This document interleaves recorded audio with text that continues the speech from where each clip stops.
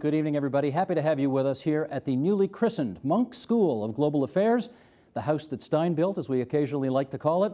This is our home away from home at TVO. It's our 11th season, first program, 11th season here at the Munk School. Of course, we're live on television tonight on TVO. We are live streaming this as well on our homepage, tvo.org/theagenda. Our fifth column blogger, Mike Miner, is hosting a live chat on our Inside Agenda blog on that website, tvo.org/theagenda, and on our Facebook page, facebook.com/theagenda. You can send us a tweet as well if you want to get involved, twitter.com, #youragenda, so lots of ways for you to participate in tonight's broadcast. And remember that following the broadcast at 9 p.m. Eastern Time, we'll have a post-program web chat where you can put your comments and questions to our guests. Watch us online there and participate as well after we get off the air at 9 p.m. Eastern Time. Now, joining us on the debate tonight, several different views from across the University of Toronto campus. Mohammed Fadel comes to us from the Faculty of Law here at the U of T. Jens Hansen, Professor of Middle Eastern and Mediterranean History at U of T. Derek Penzler, the Samuel Zaks Professor of Jewish History at U of T, and the aforementioned Janice Stein, TVO's Foreign Affairs Analyst and Director of this Munk School of Global Affairs here at U of T. Thanks, everybody. Glad to have you all with us this evening. Janice, appreciate the continuation of our partnership between TVO and the Munk School. Mohammed, I want to start with you, because you're born in Egypt. Thank you. Yes. You are, I presume, too young to remember Nasser himself very well, but you frequently travel to your home country, and I wonder how you feel Nasser is remembered today by Egyptians. I think his legacy is very mixed. There's a mixture of nostalgia for a time when they thought that Egypt represented, or the Egyptian government represented, a movement toward a better future, that Abdel Nasser had a political vision that was intended to lift the average Egyptian and improve his or her life. Now I think they feel that the Egyptian government more or less is indifferent to the fate of most Egyptians. Janice, you have, we'll come back. You've taken many trips to Egypt as well, and I wonder if you could help us understand what you believe to be Nasser's overriding ambition at the time. You know, it's interesting, I am not too young to remember him, but we won't go any further with that one than that. But he came to office in 1952 leading a group of free officers. And at that point in the early phase of this, Steve, he was committed to overthrowing a corrupt feudal monarchy, which is the language that the free officers used. As he, even 2 or 3 years later, a very specific agenda emerged, which Abdel Nasser led, which was one of Pan-Arabism, and Arab socialism. Those are not exactly the same thing, but this was the animating vision through which Nasser reached out way beyond Egypt. Pan-Arabism meaning what? It really meant the unity of the Arab people. In one country? You know, he talked about that. And at certain moments, he certainly saw the dissolution of borders among the Arab states. There was, in fact, a union between Egypt and Syria, which lasted only 4 or 5 years and then dissolved in failure. But it was a notion that the Arab peoples would be united in one political community. He was the visionary, the leader of that. And at the height of his powers, he had support. There were Nasserite parties in many Arab countries. Well, let me follow up with Jens on that. You know, you can understand how there would be great support in Egypt for that vision of the Middle East and the Arab world. How much support for that vision was there in non-Egyptian countries? Well, in non-Arab countries, we have to remember this was a time of the non-alignment movement, the Bandung Conference. It was a time... I'm going to interrupt you, because we have a lot of younger viewers watching us tonight who may not take it for granted that they know what the non-aligned movement was. So just remind us. The non-alignment movement was a movement that of various third world countries that felt that the binary world order, Cold War order, between the Soviet Union and the United States was not to their benefit, and that the United Nations, in fact, did not protect their interests. So these small countries grouped together at Bandung in Indonesia, and the 3 big leaders were Nehru of India, Sukarno of Indonesia, and Gamal. Was it Sukarno? Nkrumah and of Africa, and Nasser. And how much appetite in those other countries was there for this pan-Arab vision of the world? Not so much for the pan-Arab vision, but for Nasserism and what he represented. He saw his role in what he called in his theory of revolution, 3 concentric circles in which Egypt could exert, and should exert influence. Islam, the Islamic world, Africa, and Asia. And it's in these 3 arenas that Nasser was a leading figure. In the 1950s. But there was a great deal of support throughout the Arab world at the height of Nasser's power. For that vision. Yeah, absolutely, because he was a romantic, charismatic, visionary leader that stood out against very traditional leaders still in power and at that time in the Arab world. Of course, that was very rampant. Derek, I'm going to take you to 1967, which was not such a great year for the Egyptians and for the Nasserite view of the world. 6-Day War. Egypt is routed. What was Nasser's role in the lead up to that war? Well, this gets back to the question of Nasser's overall legacy. It was very mixed because he wasn't a very skilled military tactician or leader or strategist. After all, Nasser, things had not gone well in 1956 in the war against Israel in the Sinai. And in 1967, he was really almost brought into the war by his own minister of war who egged him on, who said that Egypt could defeat Israel even though the Egyptian forces were woefully unprepared and the air force was destroyed in 3 hours. Nasser had not planned the war. I think it was 3 months before the war when actually they began to go onto a war footing. So it's ironic that Nasser is remembered so romantically in the Arab world, but when it came to military ventures not only against Israel, where he failed, but also the civil war in Yemen, which tied up Egypt for 5 years. He lost more men in Yemen than in the wars against Israel. Yes, so, right. Is that Muhammad remembered today? I mean, those are major humiliations. Well, I think his domestic legacy really is what people focus on today. I mean, people obviously remember 67, and as Derek was saying, Yemen. I mean, really, Yemen was really the big sort of military catastrophe that ended up leading to the debacle in 67. But I think the longer-lasting legacy of Nasser was the domestic legacy, and there, I think that's what people focus on, right? And that's where it's much more mixed because there's triumph along with structural failures that were sort of more long-lasting than just military defeat in 67. Jens, let me follow up. Okay, just to elaborate on what you were saying, Mohammed, it seems to me the real failure, the domestic failure of Nasser in Egypt was the failure to build resilient state institutions which would open up space for Egyptian political participation. For example? Well, Egyptian institutions today, and you can trace the footprint of Nasser. This was a military coup. The military remained the fundamental institution. We do not, in fact, have a vibrant parliament. We have a stultified bureaucracy. And that was in part because Nasser was really not that focused on the political institutions in Egypt. He had his eyes on the whole of the Arab world, and he wasn't in the same sense, for instance, as Nehru in India, who was in power at the same time. He wasn't focused on building resilient, strong institutions in Egypt. That failure still lives with Egypt today. So Jens, was this a cult of personality then? Well, there certainly was that, but I think he did have a project of state building. It was basically mobilizing the masses. He put to good use the radio. It was, as he told sort of interviewers, this is the only weapon he has against Israel and against the United States. Don't shut off my radio, because somebody was saying you should stop, I think it was Hammarskjöld, the UN General Secretary at the time. But the radio isn't a political institution. That's not building resilient, no, stable but it helped political to institutions mobilize. for Egypt. And what Nasser did, he reached the people directly. This was not party building. Of course, this was a single party state, very much so, or a movement. In fact, it wasn't even a party. Right. But he did things that, we perhaps forget. Women got the right to vote, for example. Now, we didn't have free and fair elections, but you had referenda.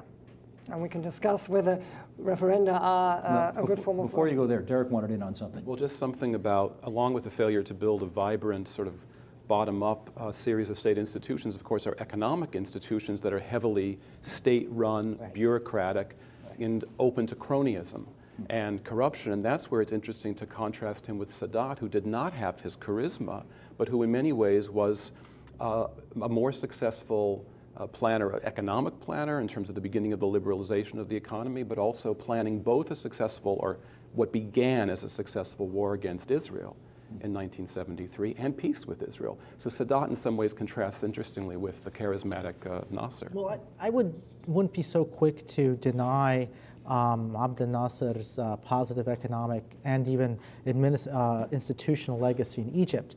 I think among the very important policies that were successful, at least initially, were spread of public education. I think he introduced public education to vast sectors of Egyptian society that had not had an opportunity to go to primary, secondary, and then ultimately university. So that was a very important source of social change in Egypt. Spread of public health to many sectors of Egyptian society that had not had the benefits of public health before. So I think that's where, when I said his legacy was mixed, that's what I meant, that on the positive side of the ledger, there were lots of kind of developments in social welfare that I think improved a lot of Egyptians, especially in the countryside. There was land reform that made a big impact, positive impact, on the life of the vast majority of working class Egyptians. So I think the real success was in social policy, but the real failure was on the institutional side. And then there's the negative, on the negative side, like what Janice was saying about the authoritarian political institutions and the complete state dominance of the economy. But that's something that happened relatively later, like starting in '64, when the mass nationalizations occurred. Okay, so it's complicated. It is. Jens, let me put this theory to you, because clearly he died a young man. Not 52, by the way. Not 52. We need to correct the record here. Sorry. He was 60. 60? Yes. Yes. Born in 1918, 1910. Yeah. 70, yeah. Okay. Died a broken man, can we say that? Yes. Yes. In which case, let's go with this theory, and you tell me if this holds any water here. Can we say that the beginning of a shift from a secular, at least an attempt at a secular Arab world, to a more religious, to a more fundamentalist Arab world happened because of the circumstances under which Nasser died and perhaps ultimately failed? I see the threat of Islamic parties and terrorist acts, but I wouldn't say a fundamentalization of the Arab world. We have to separate the theocracy in Iran from the Arab world. Islamic parties were reintroduced or allowed back into the public sphere from where Nasser banned them under Sadat. Sadat opened the economy to U.S. Trade with the U.S. and basically the Western camp, but he also allowed the Muslim Brotherhood back into the public sphere. You know, just to elaborate on that, I think we're actually missing a stage here when you look at Egypt, because the period under Nasser, to me, remains overwhelmingly a pan-Arab period, as we said earlier. The period under Sadat is actually a return to an emphasis on Egypt. And Sadat's policies, both in the economy, in foreign policy, and politically, were very heavily focused on Egypt. And during this period, there is a Muslim Brotherhood in Ikhwan that exists really from when it's founded by Hassan al-Banna throughout this whole period. It's when Sadat's policies fail, when Sadat fails to meet the public demands, when inequality has been to grow visibly in Egypt in the later years of the Sadat presidency, that's when really you see the emergence of the Ikhwan as a powerful political force. Yeah, the Muslim Brotherhood. Derek, go ahead. No, exactly, because it's in the late 1960s. It's not really the heyday or even the beginning of the rise of Islamicism, but it's almost the heyday of the secular Marxist Arabist movements. It's the Ba'ath in Iraq. It's 1968, which brings Saddam Hussein to power. It's Gaddafi in Libya. It's the Palestinian factions, like whether it's Al-Fatah under Arafat or the Popular Front for the Liberation of Palestine under George Habash. I mean, this is really what comes out of the late 1960s. Right. The Islamicism, it's there, but it develops much later, really in the 1970s. Mohammed, can I get you on that? Because again, this is a theory that I think the standard account is that with the defeat of Egypt in 1967, the heyday of Arab socialism comes to an end, right? And after that, conservative Islamic forces began to pick up the baton and then carry it forward. So there's some time before they appear and become more popular. But it's clear that Sadat, in an attempt to buttress his legitimacy, made an alliance with them. Right? I mean, he released them from the jails. He called himself the believing president to contrast himself sharply with Abdel Nasser. Not that Abdel Nasser was an atheist, but Abdel Nasser did not have a religious policy, right? Where Sadat openly embraced religious legitimacy, right? That religion was no longer going to be so tightly controlled by the state. Conservative Muslims would be welcomed in the public sphere, etc. So there certainly was a turn, and even during Nasser's post-67. Nasser himself reconciled with Saudi Arabia. And I mean, this is one thing that I think should be clear, is that much of Abdel Nasser's pan-Arabism was a result of his anti-colonialism and his conviction that the conservative monarchies of the Gulf, predominantly Saudi Arabia, were reactionary forces in alliance with Great Britain and the United States, and they needed to be overthrown. Gotcha. Right? Okay, stand by everybody for a second, because we do actually endeavor to be accurate on this program. And Control Room, do a Google search. I want to find out how old he was when he died. He was 52? No. Give me the years of his birth and his death. 1970 was his death. We know we know he died 40 years ago this week, and he was born in 1918. 1918 to 1970 is what I'm getting from the Control Room. Okay. I see 4 experts shaking their heads, but I got a guy in the Control Room on Google looking at it right now. Yeah, but you have Wikipedia. 1918 to 1970. Then we stand corrected. Wikipedia rules. Okay. Okay, Mohammed, let's try this. If you live, chances are, Janice is still shaking her head. She can't believe it. But I'm anyway, going to go after the show. if you live in Egypt, chances are you've got at least 3 identities to juggle. You're Egyptian, you're an Arab, you're a Muslim. Or Christian. And an African. I'm saying most people, right? Fair to say most people. Okay. Yes. Obviously not everybody, but most people. 90%. How do you, yes, 90%. How do you think people balance those 3 identities? Well, I don't think Egyptians see them as conflictual, right? I mean, it's sort of funny, I think, but Egyptians sort of view themselves, maybe, and this is sort of Nasser's point, is they sort of view themselves as the center of the Arab and Islamic worlds to a certain extent, right? And so they don't see a contradiction between necessarily pan-Arabism and Islamic solidarity, because they think they are the crucial pivot both for the Arab world and the Islamic world. And so they think that Egypt is the natural leader of both. So in this one respect, I might just give a correction to Janice, at least from an Egyptian perspective, in that when Egyptians think that they're focusing on Egypt, they also think that that's helping the Arab world, because their argument is that if Egypt is sick, the Arab world is sick. Yes. So, but anyway, there was let me tell you the shading of difference among Egyptians that I see all the time. Yeah. Yes, that's true. If Egypt is sick, the Arab world is sick. But in order to make Egypt well, you have to put Egypt first.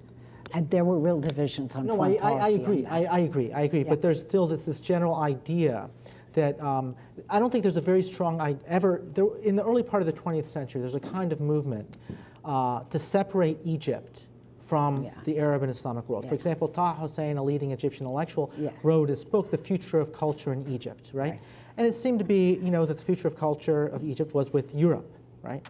Well, that, one of his students ended up publishing a book recently in the 1980s in which he rewrote the book and said, the future of Arabic Egyptian culture, right? So, that debate has been sort of settled conclusively. Okay, Derek, let me get you in on this one. Do you have a sense of how Egyptians are perceived in other Arab countries? Well, it's changed over time. And Egypt as a country we've been talking about this before, was perceived as the leader in the heyday of secular Arab nationalism.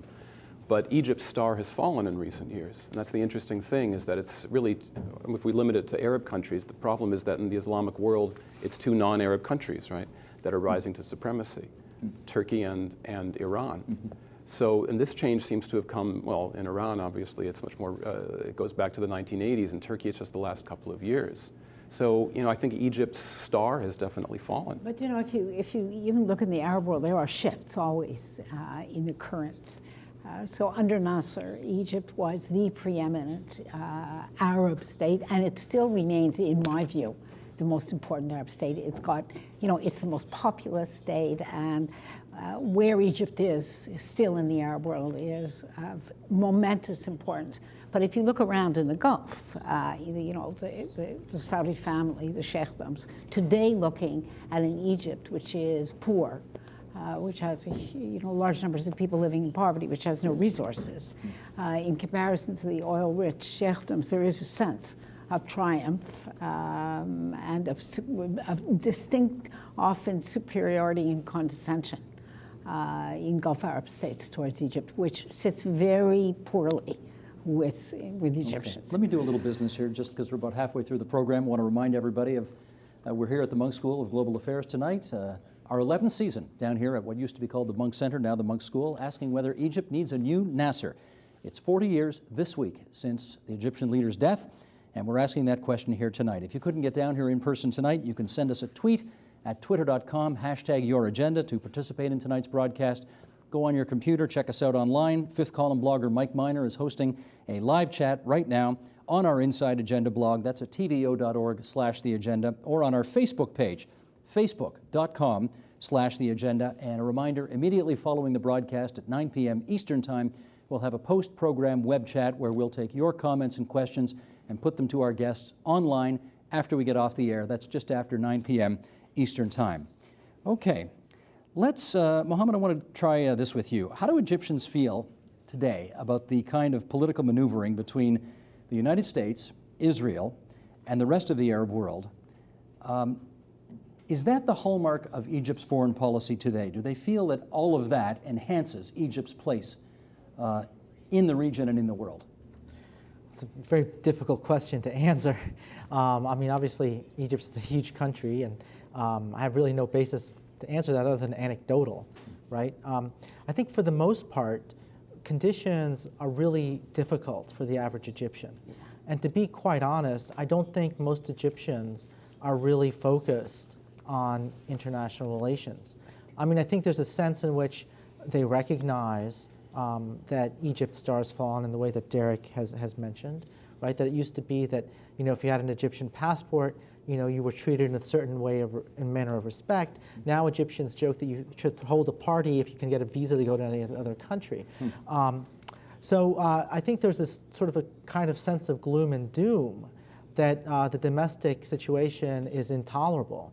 And everybody is sort of trying to get out if they can. Well, let me follow up with Jens on that, because I don't know if you saw the National Post today. Joseph Jaffe in the National Post today says Egypt, once anchor of stability, is now slipping into a precarious irrelevance. Clearly they were not irrelevant back in 1978 when they signed the peace accord, the Camp David Accords, led by Jimmy Carter with Menachem Begin. Well, it led to a certain irrelevance in that it was excluded from the Arab League. Egypt was ostracized in the Arab world and boycotted, actually, for years. Was that the height of their influence, though, back then in the late 70s? I'm not sure that Sadat was, even in the early 70s, I think the October War that he claimed he won against Israel, 73, did not really convince many Arabs, this is my historical sense, that Sadat was an Arab leader of the same stature as his predecessor. Janice? It's actually quite interesting, because I agree with Mohammed that the currents are, there are tensions in Egypt. So if you look at the role of how the government sees itself and how the Egyptian military sees itself, it is the Egyptian chief of military intelligence, Suleiman, who has been so heavily engaged in mediating, for instance, between Hamas on the one hand and Fatah on the other. He spent 3 years, and the amount of time that he has spent engaged on this file, thus far without success, is really quite astonishing. And what that tells you is that Egypt still sees for itself a preeminent role in Palestine. On the other hand, I think Mohammed is quite right, that there is in Egypt, when you're in the streets or with friends in their homes, there's a palpable uncertainty and anxiety. And it goes beyond the the perennial struggle that Egyptians have with making a living. Because, you know, Egyptians are famous. When you talk to Egyptians, they always tell you, we've been here for 4,000 years, we will be here for 4,000 years, and there is a legendary capacity to endure, which is admirable. So the anxiety, I don't think, is focused so much on that. It's focused on this question of what after Mubarak. Right. Derek? Well, it's just this conversation about this gloom and doom reminds me of an essay once written about the Jews called The Ever-Dying People, because we have to remember Egypt, even today, is not a failed state. No.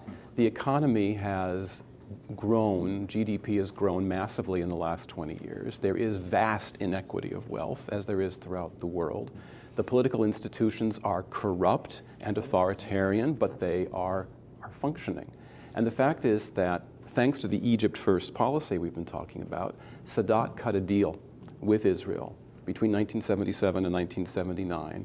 And he got the Sinai back, and he got peace with Israel, which has been a huge dividend in terms of not having to spend a huge amount of money on war. You did some numbers there, and let's, Michael, let's go to page 8 here and do this graphic, because Derek takes us nicely to some other numbers that we have on Egypt here. This is Egypt today. It's the most populous Arab country, as we all know. It has a population, everybody in the monk school here, just look at the graphics over here and you'll see, population of 79 million people. And growing. 79 million and growing big time. It is a young country. The median age of its population is 24 years. By comparison, we in Canada, median age, 41. Over the last few years, Egypt exhibited a very healthy economic growth, about 7% annually, declining last year to 5%. We'd be happy with 5% growth in Canada, trust me. Its gross domestic product per capita, $6,000, poor. Again, by comparison, Canada's GDP per capita, $38,000. The unemployment rate, officially at 9.4%, and about 20% of Egyptians subsist below the poverty level. You know, now, this is interesting. Okay, you want a quick word? For a point of comparison, because we often talk about Egypt and as poor. The per capita income of China today is $6,700, and the per capita income of India is between 35 and 4,000, depending on how you measure it. And a much higher proportion of Indians live in poverty than Egyptians do. But isn't the difference the economic base of the country? That Egypt's exports are still entirely commodities and natural resources. And manufacturing. Some manufacturing, some textiles, but it's largely petroleum is something like 40% of the exports, and cotton and the like. Whereas if you look at India, and especially China, you're talking about a heavily manufacturing-based economy and an increasingly high-tech one. Yes. In India, it's software and engineering. On their wits and so on. That's right, and that's a different economic base, which argues. But it's also inaccurate to describe Egypt as the poorest of the poor. It's simply not. Okay. These pictures are fantastic. I want to share two pictures with you and our audience here, and then get you all to comment on this. These are a series of photos from a Cairo daily newspaper called Al Ahram. Right. Here's picture number 1. Michael, leave this up for a second if we can. There's Hosni Mubarak, the 82-year-old leader of Egypt, leading President Barack Obama, Israeli Prime Minister Benjamin Netanyahu, Mahmoud Abbas, the Palestinian leader, King Abdullah of Jordan. This is very recently in Washington as the Palestinian-Israeli talks were about set to commence. That's not what really happened, though. This picture was doctored by the newspapers. That's what really happened. Mubarak was on the left at the back. President Obama, of course, being the host in Washington, led the gathering into the meeting that was about to transpire. Now, there's the way it was on the top, and there's the way the Egyptian newspaper on the bottom doctored the picture. Because I guess Mubarak has to be seen as the leader of the party. He has to be in front. Okay, Mohammed, you first. What do you infer from this? Well, first of all, so everybody understands, Al Ahram is a state-owned newspaper, right? So why'd they do it? They're silly. I mean, what can you say? I mean, they have habits that die hard. They acquired habits of days when they had a monopoly of the media, and those are it's hard to get rid of those habits. Egyptians know what happened, right? And apparently there's been a price to be paid by some editors in Al Ahram, which I guess is a positive. But I do want to go back to one point about Egypt's economy and et cetera. Now, it's true, I think absolutely true, that Egypt is a middle-income country, but we do have to look at distribution of income. Yes. So 20% of Egyptians live on $1 or less, 40% on $2 or less. So the $6,000... Is that a day or what? Yeah, a day, Okay. right? A day. So that's $6,000, the distribution is grossly grossly inequitable. And it's skewing further and further toward the top. So there has been, in all fairness, a lot of economic growth in the last 10 years. But who has benefited from that economic growth? A very small group of Egyptians who are very close to the regime. So that's why it hasn't earned much support from the population. You're going to forgive me, Jens, I want to go back to that picture. I want you to tell me what you think that picture says. The two pictures. Well, it shows the power of the new media. I've seen pictures of my grandmother leading the procession. So everybody is putting themselves into that picture. Well, I think it's indicative, though, and also the way it is discussed in the Arab world, on the internet, as far as I can follow it. It shows that Mubarak is really out of sync, and the pretense of relevance is revealed here. Derek, this is an 82-year-old man who has been sick, who there will be elections next year. He may run, he may not run. We'll get to the elections in a second. But clearly this is an attempt by a state-run agency to show a guy who's still in charge when, I'm sorry, he's not that young, vigorous guy anymore, right? Well, it reminds me of in the former Soviet Union, just before it collapsed, and where I think it was the attempted coup against Gorbachev, where the leaders of the coup all had a sudden attack of high blood pressure. That was the official news in the Russian media. So I think this is actually a sign of a regime in trouble to engage in this kind of a level of, really very simplistic Photoshop. Okay, we're going to get some questions from the audience just before we go any further. So thank you for coming tonight. You wanted to ask? Yes. So there's been some analysis that's coming out of Egypt recently, where people are feeling that Egypt is occupied in the sense that the political will of the people is not recognized by the government, and that Egypt answers that more directly to the U.S. and Israel. So then to its own people. Then to its own people. That's okay. what I mean exactly. So does this form of so this question is: does this form of occupation of the will of the people, is it essential to maintaining the structure of Israeli apartheid? Of Israeli apartheid? Yes. Had to get that in, didn't you? Yes. Okay. Go ahead, Mohammed. Okay. One thing that I think is not emphasized enough is I think Egypt has its own independent reasons for in participating in the blockade of Gaza, not that I'm endorsing it. I think the Egyptian government is fearful, and I think it's justifiably scared that Israel wants to dump Gaza on Egypt. And so they are acting in a way to make clear to the world that they are not going to accept responsibility for the Gaza Strip. And that comes off as a very cruel policy, and I think in many ways it is. But I think they're acting for their own reasons in that regard. I don't think they're acting because Israel is telling them, please do this. I think they're very worried that if Israel maintains a blockade and it doesn't, then the world is going to make Egypt responsible for Gaza, and the Egyptian government doesn't want to do that. Janice, you want to take a kick at that? I just think the language it really misses the point here. Egypt's not occupied. Egypt was occupied by the British. This is the Egyptian government, with behind whom stands an Egyptian military, which is deeply Egyptian, which penetrates all aspects of Egyptian society, which has a powerful footprint in the Egyptian economy, and is actually the one really strong institution in Egypt, which is the military. And can't be president without the military, can you? No, and they actually hold a veto, a political veto, as we move into a period of great anxiety and transition in Egypt.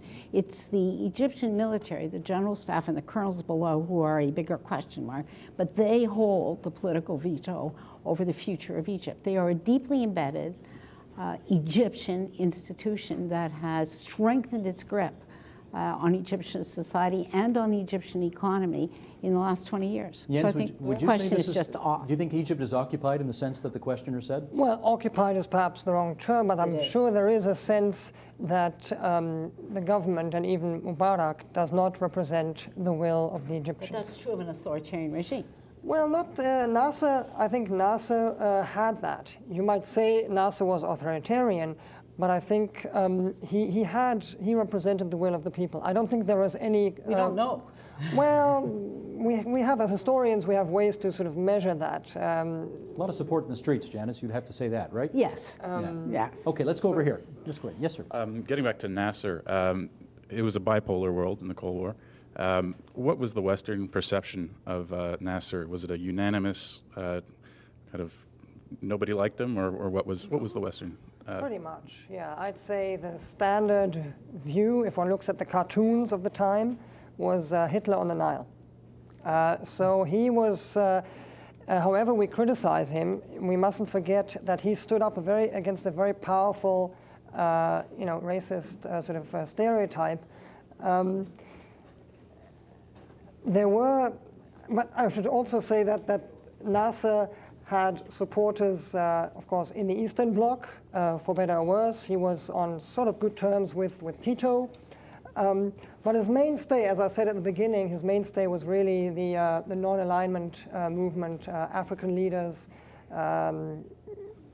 It's really interesting, just to add to what you just said, he was a very controversial figure, and unfortunately, as you put it, there was deep suspicion in the United States, although it varied with the Eisenhower and Kennedy regimes. There were really important differences, from the documents. But equally interesting, there was a lot of frustration with Gamal Abdel Nasser in the Soviet Union. Yes, of course. Under Brezhnev and Khrushchev, and we know from some of the papers and documents that have been released that there was actually the most racist language I've ever read was in the then Russian documents about Egypt, and so it was not a happy example. In the UN, Nasser defended Hammarskjöld against Khrushchev. He wanted him sacked, and it was Nasser who sat down with the non-alignment, the African leaders, and the Arab leaders, and supported Hammarskjöld. Absolutely correct. Okay, just before we go to this next questioner, given what so many Canadians did this past weekend, I thought it'd be worth taking a look at his shirt. I like your shirt. Oh, thank you very much. You want to take a look? You want to zoom in on that, Muriel? Terry Fox running? Yeah, Terry Fox. The greatest Canadian, despite what the CBC said. After Tommy Douglas. After Tommy, okay, I know that's the way it officially went, but right. I remember him. Okay, go ahead, you wanted to ask. But on to my question. I think one important aspect of Nasser's legacy that's been left out of the discussion so far has been the Suez Canal crisis.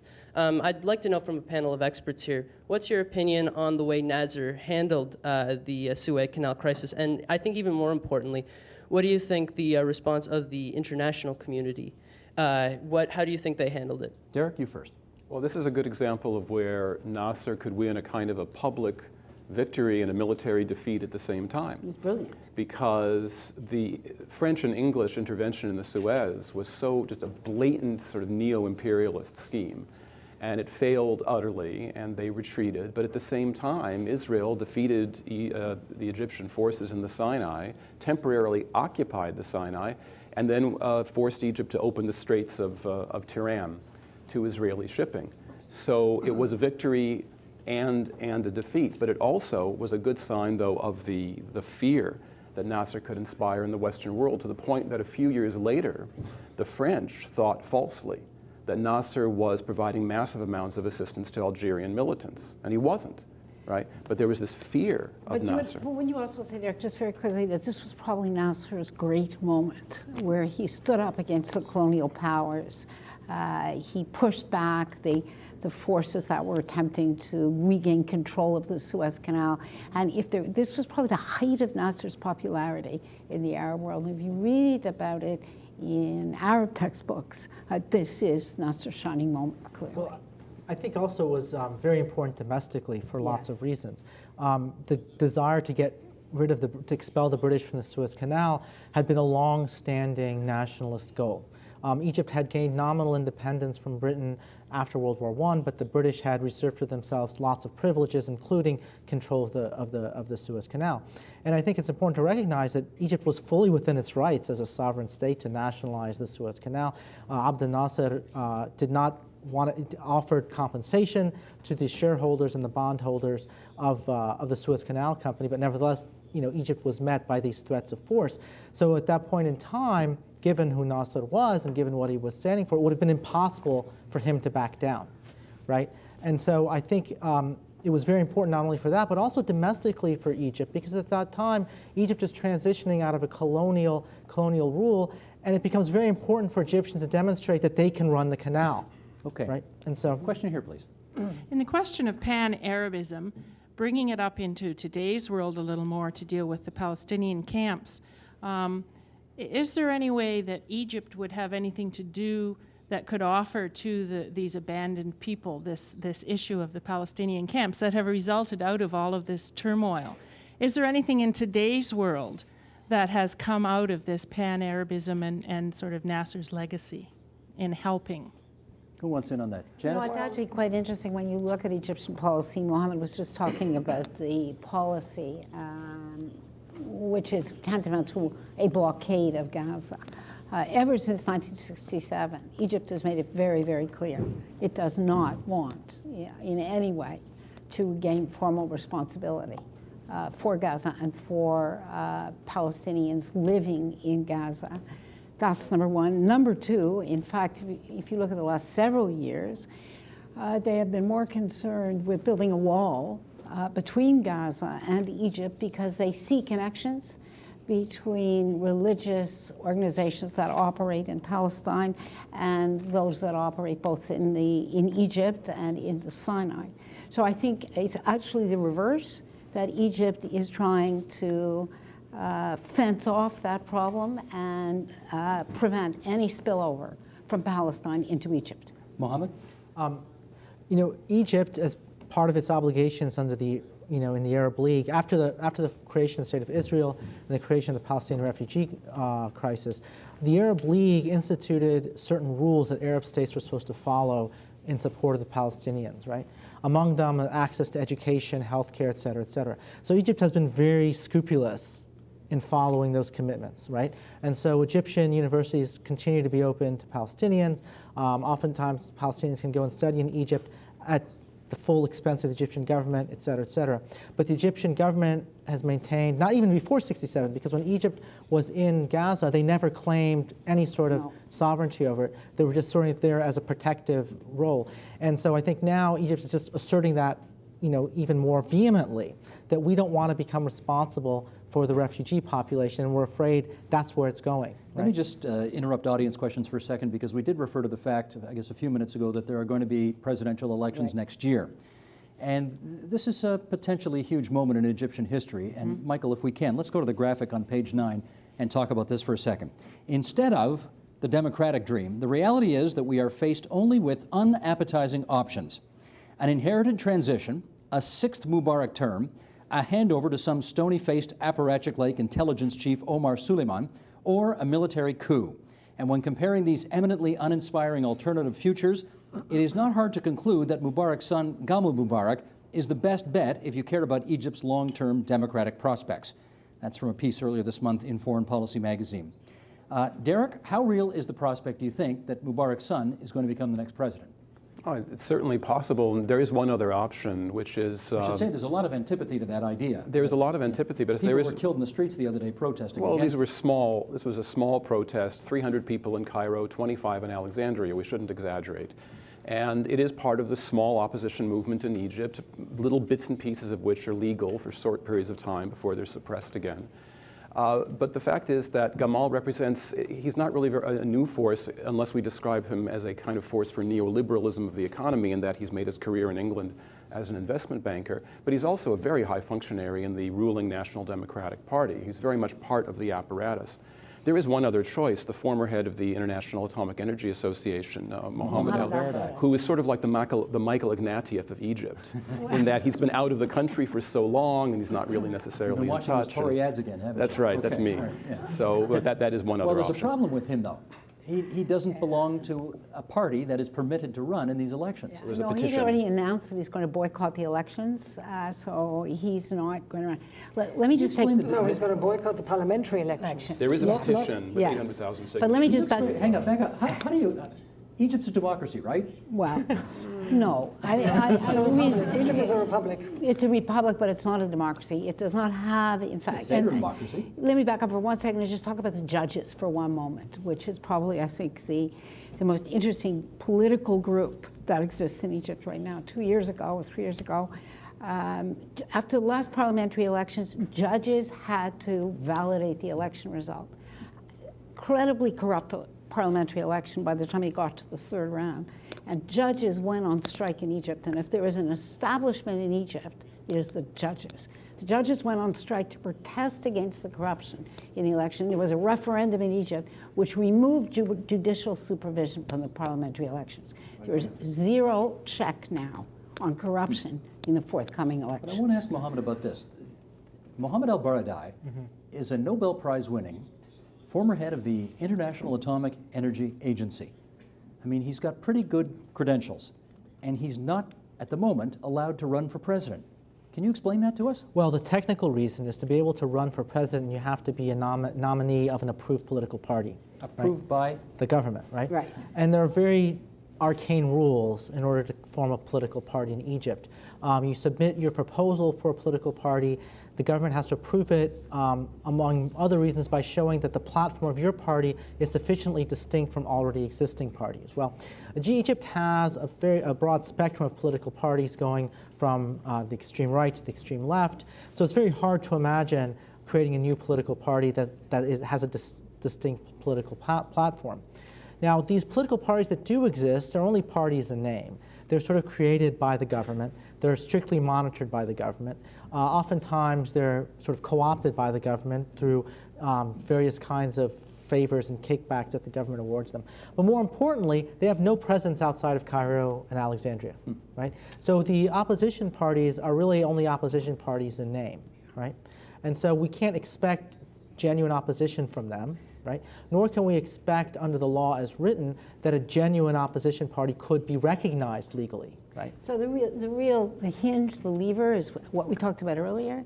For Gamal Mubarak, it is whether the senior levels of the military will accept as president somebody who has never worn a uniform, no military worn an experience. Egyptian military uniform, who is not one of them. He would be the first such Egyptian since 1952 when Nasser led the... Well, presumably he was in the army as a draftee because there's the university. But they do not consider him one of them. I agree with No, Janice. he's The not one of chances them. are very slim that Gamal, the son, Mubarak's son, is going to get through. He's not going to get through the military screening. And No, you know, do you think the father's going to run again? No, I think Omar Slimane is a likely candidate. He, he's been active on the diplomatic front. I don't know, Mohammed. And the reality is the internal security forces today in Egypt are much more important than the army. There's no vice president, though. No, that's deliberate, because that was deliberate. So if you actually look, it's a very interesting situation, and that's all Egyptians talk about now. The wife of Hosni Mubarak is a strong supporter of her son. She is trying to pull every political lever that she can in order to advance his career. The irony of this is that it seems so corrupt, and Egyptians protest. This is not a fiefdom. You do not have power from father to son. Actually, were Gamal to succeed in a way, this would be an important break with the military tradition of controlling who becomes the leader of Egypt. I don't know this, but do we assume that Gamal Mubarak is named after Nasser? It's a very common name. Very common name. Egyptian Very name. common name, but, Very common name. I mean, Mubarak was a military man. Right. He was in the army during Nasser's presidency. It wouldn't be shocking that a senior officer would name his son after the president. Jens, what do you rate Mohammed al-Baradei's chances of coming back running and doing well? Zero.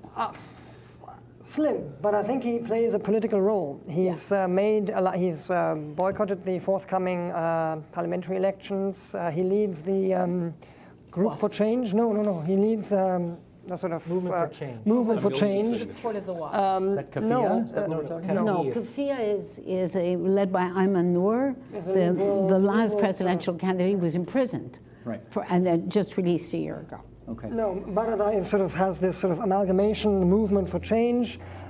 He boycotts the upcoming parliamentary elections, and he is in an alliance with the Brotherhood, actually, the Muslim Brotherhood. Talk to us about that, Derek. The Muslim Brotherhood is well organized. They are a player in Egyptian politics. What's the status They of are. them What's right now? interesting is that their parliamentary representation is limited to 20% of the seats in parliament.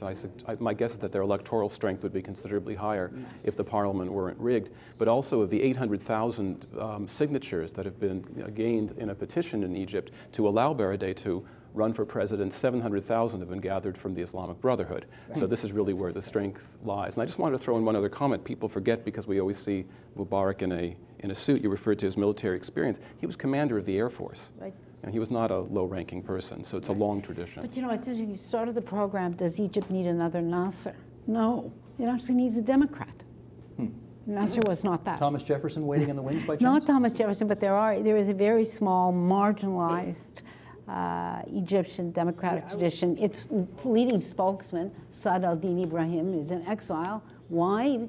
Because he was an organizer of a democracy forum, which pulled together people committed to democracy from across the Arab world. He had been in prison before. As soon as that forum began, he was charged again by the Egyptian government. Mohammed, last couple of minutes here, let's just touch on this. How much appetite for political/democratic reform do you think there is among the populace in Egypt today? Well, I think it depends who you talk to, right? I think among a certain segment of the educated population, particularly professionals, children of professionals, I think there's a very strong appetite for it.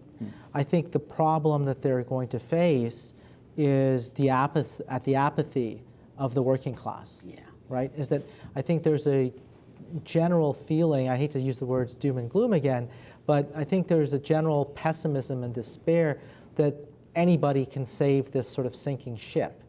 And in that context, politics doesn't seem to be a very wise choice of where to invest your time or effort, especially if it's dangerous. Janice, when was the last time you were there? 6 months ago, and I'm going back to the beginning of November. Okay. What kind of appetite for political change were you picking up when you were there? Well, you know, I agree with Mohammed. There are chattering classes in every country. And if you speak to the Egyptian chattering classes, there's a huge appetite for political change and a disgust with the transition of power from father to son and a deep unhappiness with the military stranglehold. But I think Mohammed is absolutely right. Go outside Cairo and Alexandria, and the focus is on economic livelihood, on deteriorating conditions of living, on lousy, lousy social services, on the absence of the government in any constructive way from people's lives. Okay, that's going to be the last word for us tonight on television.